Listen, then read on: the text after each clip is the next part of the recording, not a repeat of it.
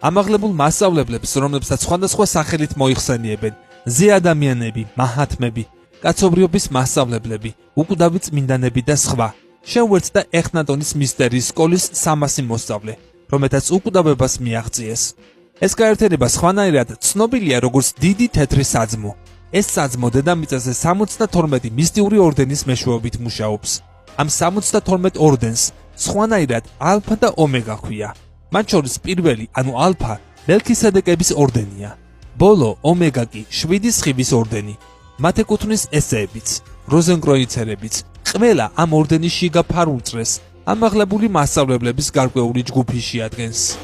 როდესაც ატლანტიდის კონტინენტი გამოჩნდა, კატასტროფების შემდეგ დედამიწაზე პირველმა ადამიანებმა თავიანთი გონების ძალით მოახდინეს სასიცოცხლო ძალის პროექცია და ჩასახდნენ ატლანტიდაზე.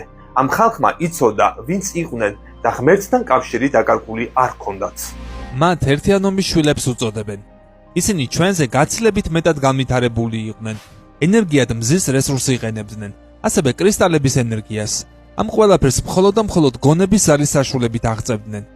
ამ ენერგიით მოძრაობდნენ მათი საფრენი, წყალზედა თუ წყალქვეშა აპარატები. თავიანთ ინფორმაციას ქვებში, კრისტალებში ინახავდნენ.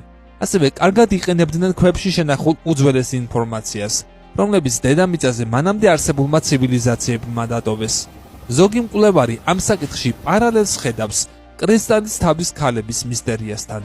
ატლანტიდის საბოლოო დაღუპვამდე დაახლოებით 10,000 წლის წინ, როცა პოლუსთა მცირე გადაწევა მოხდა, იმის გამო რომ მათი ენერგეტიკული სადგურები მიწისძვრების ეპიცენტრების ახლოს იმყოფებოდნენ, ატლანტიდა მისი გარკვეული ნაწილი დაკარგა.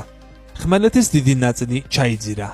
ამის შემდეგ ერთიანობის შვილები ცდილობდნენ კონტროლი დაეწესებინათ მათ ტექნიკასა და ენერგიის წყაროზე. თუმცა ეს ადვილი არ იყო. თან გახშირდა მათ შვილებს შორის ქორწინება, რაც არც ერთ მხარეს არ მოსწონდა.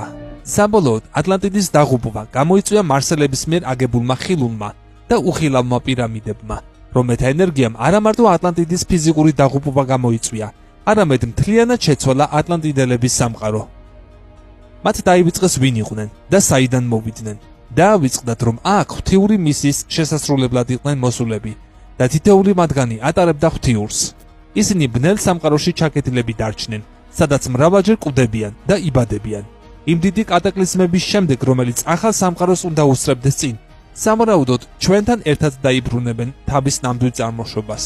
კიდევ ერთხელ შეგახსენებთ, რომ ეს ცოდნა რაიმე ერთ ისტორიულ წყაროს ან ლიტერატურულ ნაშრომს არ ეფუძნება. ატლანტიდაზე წარმოდგენა რომ შეგვექმნას, დღეს დედამიწაზე იშვიათია ისეთი სული, რომელიც ატლანტიდაზე არ ყოფილიყო ინკარნირებული. ეს